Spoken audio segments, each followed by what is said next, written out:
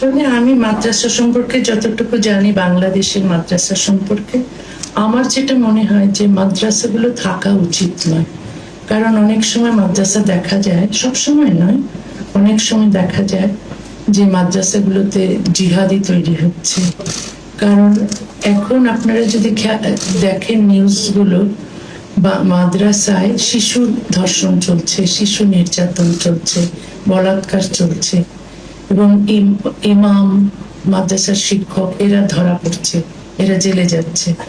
কিন্তু এদের এই শুধু শুধু তো শাস্তি দিলে হয় না, এই শিক্ষা ব্যবস্থার পরিবর্তন দরকার। মাদ্রাসার আমার মনে হয় না কোনো দরকার আছে, কারণ এই মাদ্রাসা থেকে পাশ করে কেউ কিছুই করে না। মানে কেউ, এটা হচ্ছে কি যে ওরা এক ধরনের ভিক্ষে করে খায়, চাঁদা তোলে খায়। তো এই মাদ্রাসাগুলো না হয়ে বরং সব মাদ্রাসাগুলো সেকুলার স্কুল হয়ে যাওয়া উচিত। আর প্রচুর মসজিদ গড়ে উঠেছে যেগুলো জিহাদি তৈরির কারখানা। তো সবগুলো বলছি না, কিছু কিছু। তো ওই একটু মানে কিছু হলে কেউ যদি টাকা কড়ি করে তাহলেই না একটা মসজিদ দিয়ে বানিয়ে দেয় কোথাও। তো এত মসজিদের দরকার নেই, এত মসজিদের দরকার নেই। এটাও আসলে সরকারের কন্ট্রোল করা উচিত, এবং সরকার নিজে থেকে ধর্ম প্রচার করুক সেটাও তো ঠিক নয়। কারণ সেকুলার কান্ট্রি হতে গেলে ধর্মকে রাষ্ট্র থেকে পৃথক করতেই হবে, এবং এটা সভ্যতার প্রথম শর্ত।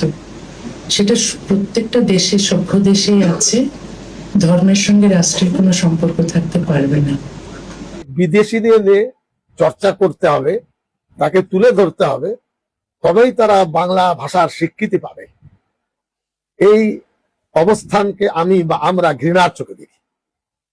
কাটা গায়ে নুনের ছিটে, আগে বলেছি আবার বললাম, ওই মহিলা এসে বাংলার বেকার সমস্যা দূর হবে? প্রতিদিন বাংলায় খুন হচ্ছে, মহিলা নিধন হচ্ছে, এটা কি রক্ষা পাবে? মহিলা সম্ভ্রম, লুট হচ্ছে, ডাকাতি হচ্ছে। এবং একথা আজকে বলছি, মে, জুন, জুলাই, আগস্ট পড়ে গেছে। টিএমসিদের জন্য শুনতাম ওরাই নাকি শুধু কাটমারি খান। এখন দেখতে শাসক দলের এরাও কাটমারি খান। তবে কাটমানির লেভেল, কাটমানের চেহারা, উপরের গতি প্রকৃতির চরিত্রটা আলাদা। এরাও খাচ্ছে, আমি নাম বলবো পরে, সব আমাদের রেকর্ডে আছে কোন জেলায় কিভাবে কাটমানি কারা খাচ্ছেন। তখন কাটমানি খেয়েছেন, ডাবের জল এইভাবে ধরতে পারেনি কেউ। এখন পাইপ দিয়ে কাটমানি খাচ্ছেন যাতে কেউ ধরতে না পারে। এসব বাংলার মানুষ কিন্তু দেখছে, এতে সরকারের দোষ দেব না। এবং এটা আমি অনুভব করছি যে এইভাবে ধোয়া তুলসী পাতা আর বাকের সব দোষী, সে জামানা কিন্তু নেই। যে বিষয় নিয়ে আমাদের আলোচনা, ওই লেখিকা দ্বিখণ্ডিত বই লিখেছেন। ওই বইটির 49, 50, 51 পৃষ্ঠায় এই পৃথিবীর একজনই স্রষ্টা, একজনই মালিক, আল্লাহ তার পবিত্র নাম। কেউ গড বলেন, কেউ ঈশ্বর বলেন, কেউ ভগবান বলেন, কেউ উপরালা বলেন, কেউ রাতে বা দিনের অন্ধকারে বিপদে চুপে চাপে তাকে হাত তুলে বলেন, আমাকে একটু বাঁচাও, বিপদে পড়েছি। তিনি হলেন এক এবং অদ্বিতীয়। 7টি আসমান, 7টি জমিন, পৃথিবী, চন্দ্র, সূর্য, নক্ষত্র, নদ নদী, সমুদ্র, বৃক্ষ, সবকিছু তার সৃষ্টি, তার কোনো বিকল্প নেই। আমরা সে আল্লাহর ইবাদত করি, এবং তার প্রেরিত শেষ নবী সৈয়দনা মুহাম্মদ মুস্তাফা সাল্লাল্লাহু আলাইহি ওয়াসাল্লাম, তিনি হলেন আল্লাহর শেষ নবী, প্রেরিত দূত, পয়গম্বর। কিয়ামত পর্যন্ত আর কেউ এই জায়গায় আসবেন না। ওই স্থানটি ক্লোজ করে দেওয়া হয়েছে নবুয়তে। আমাদের ঈমান মুসলমানদের অত্যন্ত স্পষ্ট এবং পরিষ্কার। আমার ছেলে মেয়ে, পিতা মাতা, আত্মীয় স্বজন, তার থেকে বেশি আমাদের প্রিয় নবী হযরত মুহাম্মদ সাল্লাল্লাহু আলাইহি সাল্লামকে আমরা মায়া করতে, ভালোবাসতে, আনুগত্য স্বীকার করতে বাধ্য এবং করি। এই গুণগত মানের ব্যক্তি, পুরুষ পৃথিবীতে দ্বিতীয় নেই, কেউ করতে পারবে না, দেখাতে পারবে না। তাকে নিয়ে কেউ যদি উচ্চবাচ্য বলে, নিন্দামন্দ করে, এই গায়ের রক্ত থাকতে সহ্য হবে না। মানে গুন্ডা দমন আইনের সাথে এর কোনো সম্পর্ক নেই। সুশৃঙ্খল সমাজকে সুশৃঙ্খল করার জন্য গুন্ডা দমন, এটা আমাদের ঈমান বা বিশ্বাস। এই জায়গায় ওই মহিলা দ্বিখণ্ডিত বইয়ে এটা ওটা লিখেছে। এটা বাক স্বাধীনতা, এটা সাহিত্য চর্চা, না একেবারে ড্রেনের নর্দমার নোংরামি? যারা ভাবছেন খুব সুন্দর হলো বটে, তারা হেরে গেলেন। আরবির প্রবাদে আছে, কুল্লু শাইইন মা ইয়াতারাশাউ ফি ইনাই, প্রতিটি পাত্রে যা আছে সেটাই ফুটে ওঠে। বাংলার সাহিত্য জগৎ যারা ওই মহিলার প্রতি প্রেম প্রীতি আছে, তারা ভাবছে কি কাণ্ডটা নাই হলো, আমরা মুসলমান সমাজ সহিষ্ণু।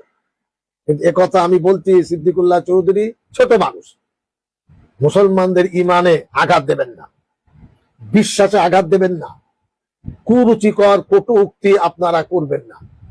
আর যে নামগুলো বললাম, এরাও সাহিত্যিক ছিলেন, কয়েক শতক ধরে এইরকম অসভ্যতা, খারাপ কথা ইসলাম ধর্ম সম্পর্কে তারা কোনোদিন ব্যক্ত করেননি।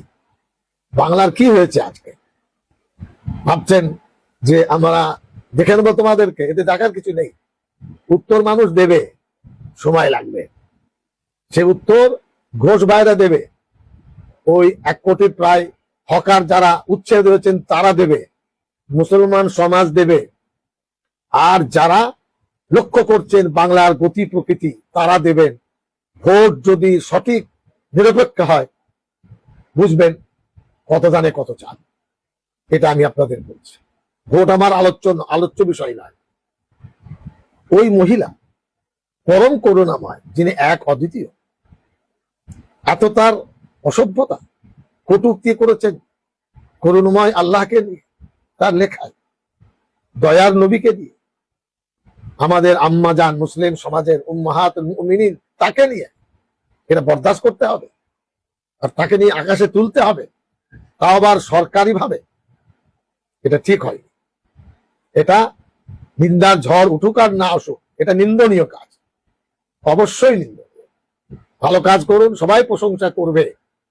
মুসলমান সমাজকে বলবো ধৈর্য ধরুন, সুশীল সমাজকে বলবো পরিলক্ষণ করুন, বুদ্ধিজীবী সমাজ যারা ভালোবাসা দেন, যারা ভ্রাতৃত্ব বন্ধনকে চান, সাম্প্রদায়িক সম্প্রীতি চান, একে অপরের মিলে থাকতে চান, ধৈর্য ধরুন, মনের কষ্টটা মনে রাখুন।